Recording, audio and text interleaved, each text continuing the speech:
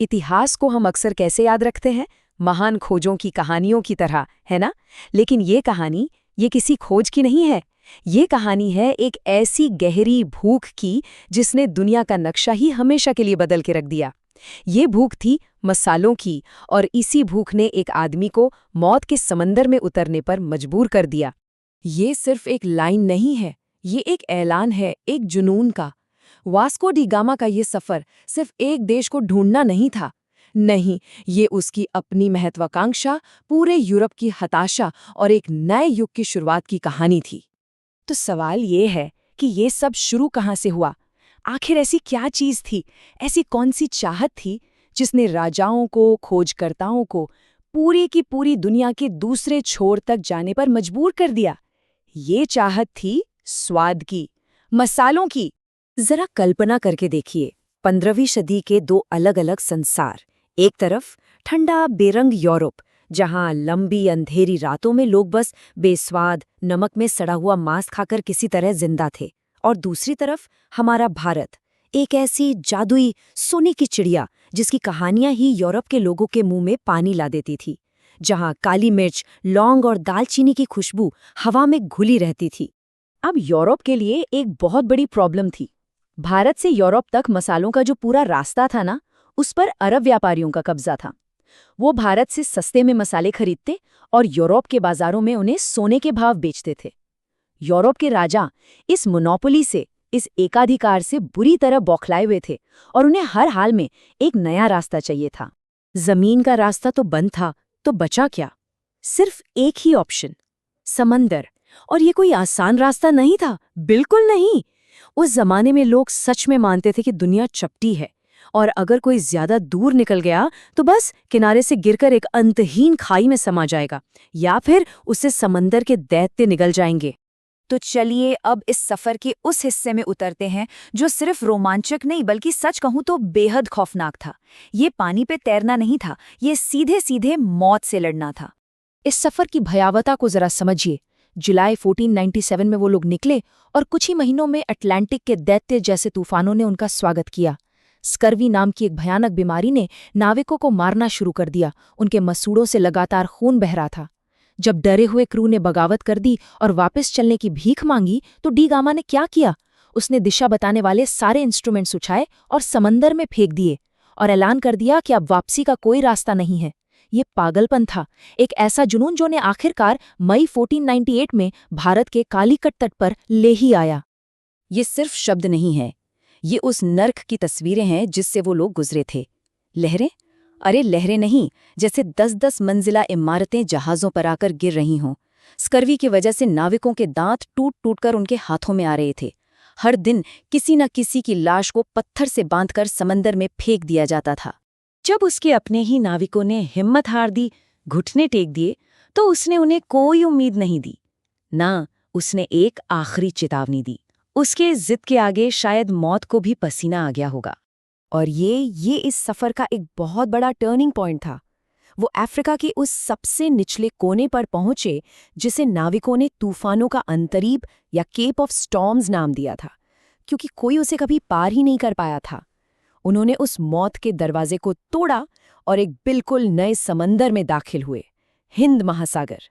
और इस कामयाबी के बाद उस जगह का नाम बदलकर केप ऑफ गुड होप यानी उम्मीद की किरण रख दिया गया। महीनों के उस खौफ के बाद अब कहानी का मिजाज एकदम बदल जाता है। डर की जगह अब हैरत और आश्चर्य ले लेते हैं जब दो पूरी तरह से अलग दुनियाएं पहली बार आमने सामने आती हैं। हिंद महासागर में तो पहुंच गए, लेकिन अब भी वो खोए हुए थे। उन्हें पता ही नहीं था कि भारत आखिर है किस तरफ। और फिर अफ्रीका के मालिंदी तट पर उनकी मुलाकात हुई एक भारतीय नाविक से। उस नाविक ने सितारों को देखकर, लहरों को पढ़कर रास्ता बताने का ऐसा ज्ञान दिखाया कि पुर्तगालियों के तो होश ही उड़ गए। वो समझ गए कि ये लोग तो समंदर के असली जादूगर हैं। जब वो आखिरकार 20 मई 1498 को कालीकट पहुंचे, तो उन्होंने जो देखा वो उनकी सोच से, उनकी कल्पना से कोसों दूर था। हवा में चंदन और इलायची की खुशबू थी। ये कोई पिछड़ी हुई जगह नहीं थी, बल्कि एक सोने की नगरी थी, दुनिया के व्यापार का एक बहुत बड़ा सेंटर। सोने की तरह चमकने वाले मसाले बोरियों में यूं ही खुले पड़े थे, जैसे वो कोई कीमती चीज न होकर मामूली मिट्टी हो। और पहली मुलाकात, अरे वो तो संस्कृतियों के टकराव का एक गजब का नजारा था। एक तरफ थे राजा जामोरिन सोने के सिंहासन पर, हीरों से लदे हुए, और दूसरी तरफ उनके सामने कौन खड़ा था? वास्को डी गामा, जिसके कपड़े महीनों के सफर के बाद फटे और गंदे हो चुके थे। और तोहफे में क्या दिया? कुछ ऊनी टोपियां और पीतल के बर्तन। मतलब ये सुनकर तो जामोरिन के दरबारियों की हंसी ही छूट गई। लेकिन राजा जामोरिन वो समझदार थे। उन्होंने भारतीय संस्कृति की परंपरा निभाते हुए इन विदेशी मेहमानों का स्वागत किया और उन्हें व्यापार करने की इजाज़त भी दे दी। जिस चीज़ के लिए यूरोप वाले तरस रहे थे, वो भारत ने उन्हें बिना किसी लड़ाई झगड़े के दे दी। और यहीं से कहानी का सबसे काला, सबसे दर्दनाक अध्याय शुरू होता है। वास्को डी गामा ने जो समंदर का दरवाज़ा खोला था ना, वो असल में एक आफत का पिटारा, एक पैंडोरा का बक्सा साबित हुआ। 60 गुना, ये कोई मामूली नंबर नहीं है, ये एक धमाका है। जब वास्को डी गामा मसालों से लदे जहाज लेकर पुर्तगाल वापस पहुंचा, तो सफर का सारा खर्चा निकालने के बाद भी उसे एक ही चक्कर में 60 गुना से भी ज्यादा का शुद्ध मुनाफा हुआ। और इस मुनाफे की खबर पूरे यूरोप में जंगल की आग की तरह फैल गई। स्पेन, फ्रांस, हॉलैंड, ब्रिटेन, हर देश के राजा की रातों की नींद हराम हो गई। अब सबके दिमाग में बस एक ही धुन सवार थी, चलो भारत। और इसके बाद एक तबाही का सिलसिला शुरू हुआ। जो पुर्तगाली मेहमान बनकर आए थे, उन्होंने व्यापार की चौकियों को मिलिट्री किलों में बदलना शुरू कर दिया। फिर उनके पीछे पीछे डच आए, फिर फ्रांसीसी, और आखिर में इतिहास के सबसे शातिर खिलाड़ी अंग्रेज।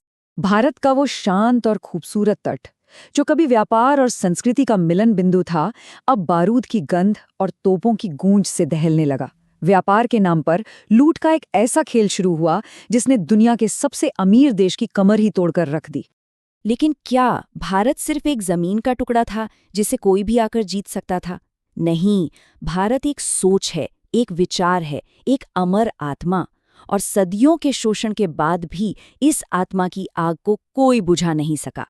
तो वास्को डी गामा ने भारत की जमीन तक पहुंचने का रास्ता तो खोज लिया था, पर दुनिया ने असली भारत को तब जाना जब 15 अगस्त 1947 को इस देश ने गुलामी की बेड़ियों को तोड़ फेंका और लाल किले पर हमारा तिरंगा शान से लहराया।